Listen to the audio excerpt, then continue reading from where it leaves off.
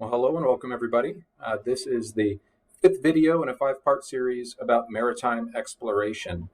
And today's video, the focus is going to be on France, England, and the Netherlands, and some of the early things that those countries did in sailing west away from Europe, trying to explore and find new ways to expand the power and influence of those countries.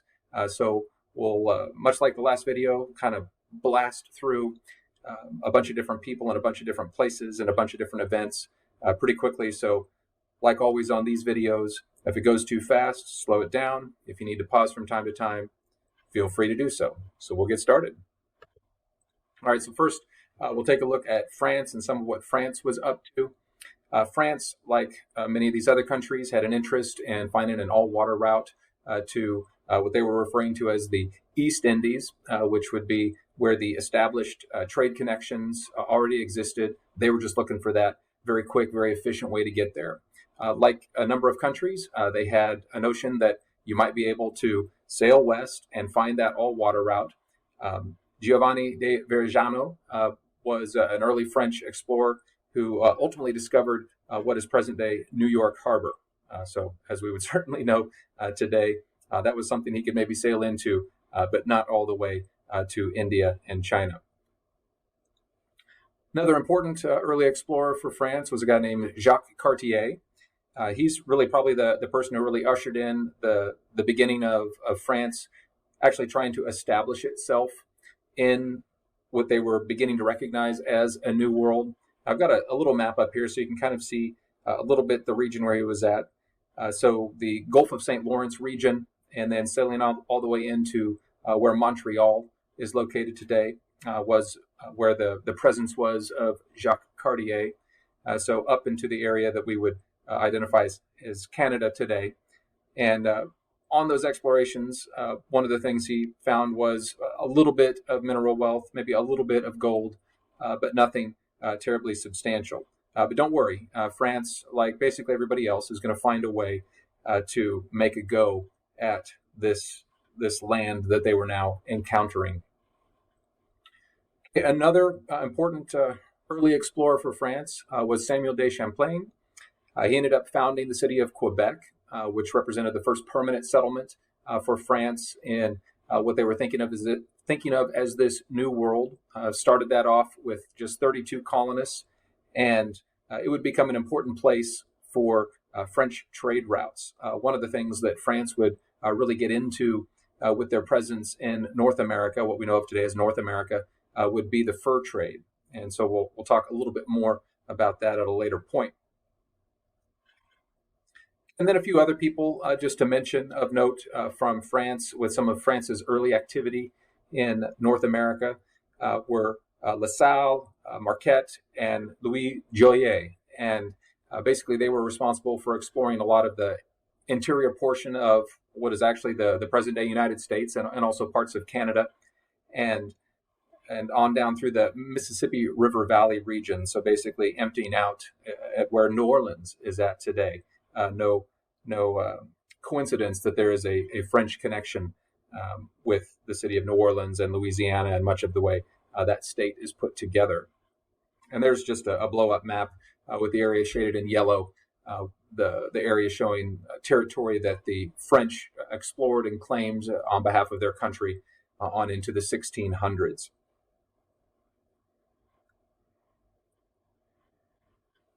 Now, one thing you can definitely say about France and the territory that they claimed in North America, especially getting into the 1700s, approaching the mid-1700s, is that they had claimed quite a bit of territory on behalf of their home country of France.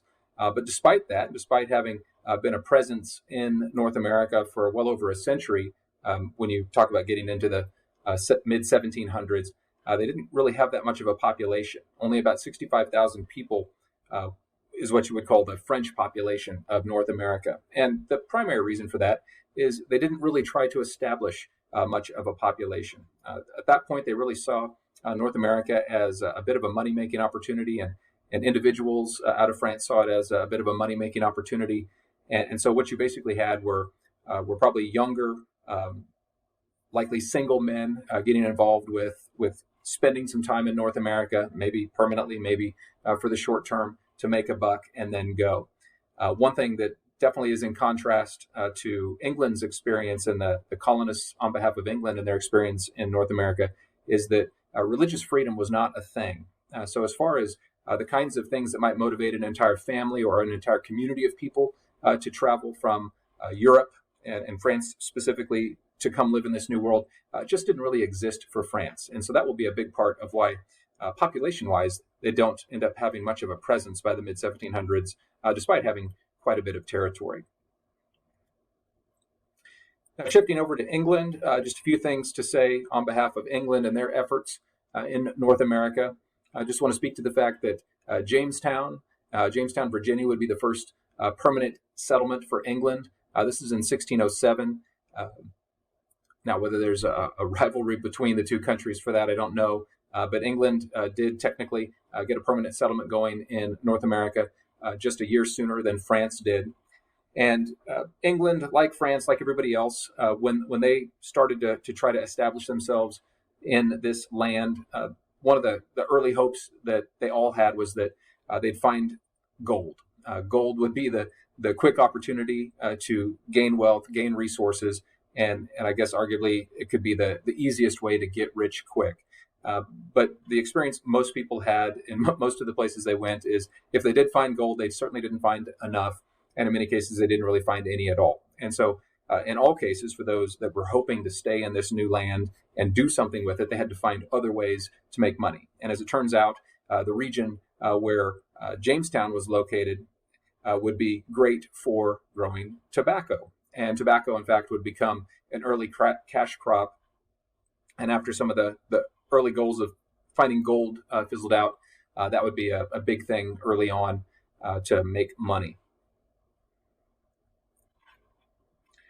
Something else worth mentioning regarding the colonization by England is that one of the things that was available to people and was a motivator for individuals, families, and especially communities of people was the opportunity to worship as they pleased.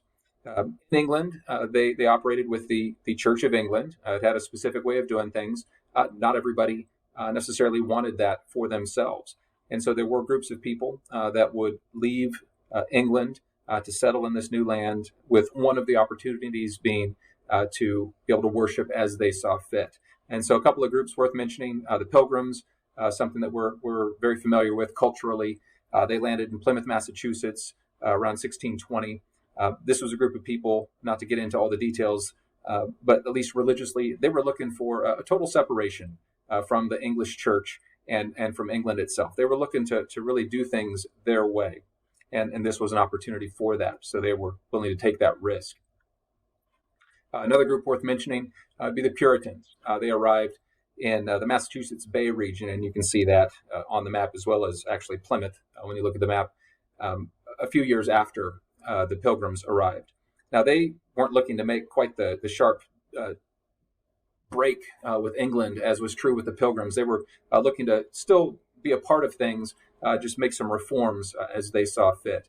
But as far as looking ahead, most importantly, I think realize that when you have communities of people, that the opportunity to grow a population was much greater than when you have a bunch of single men that are just coming to make money. And so a big part of why you'll see over the next century the population of the English colonies grow significantly compared to the French colonies are from groups like this that brought entire communities, men, women, families, and repopulation was a much more possible thing. Now, the final thing I want to speak to is just a little bit about the Netherlands. The Dutch were a group of people that also got involved in quite a bit of sailing and exploration. And the Dutch did explore to the west and did sail across the Atlantic Ocean. They established themselves beginning in 1609. So one thing you can see is that England and the Netherlands and France all really began setting things up about the same time. And even though colonization would start taking place a little later for the Netherlands, it was all getting started at about the same time. Now, one thing that's kind of interesting about the Netherlands and their efforts is they would really set things up right around where New York is at today. And one thing I think is kind of neat about them is they really tried to to build their colony by trying to make it attractive to lots of different types of folks. So some examples of some incentives that they offered for people who would go to the colony they were trying to establish was the opportunity for free worship. So if you were somebody that felt oppressed religiously, this was a place for you. They also offered a pretty high degree of self-government compared to what was true for other colonies. So if you were looking to really kind of do things your way, you probably had as good a chance as any in this newly developing Dutch colony. And they also offered things like free land, hard to beat that price, and then tax-free for 10 years. Taxes. It's one of those things that people recognize as necessary, at least to a degree, but I don't think there's anybody that really likes to pay for those. So incentives like free land, tax-free for a period of time, free worship, self-government, a lot of things that attracted people there, and also attracted quite a bit of diversity of people too. And I think you can still see the origins play out today. The New York area was diverse from the beginning, continues to be so today. But that's where I'll leave things for now. And I hope you enjoyed these videos on exploration, found them helpful and found them informative. And hope you'll tune in for more videos in the future. Thanks for watching.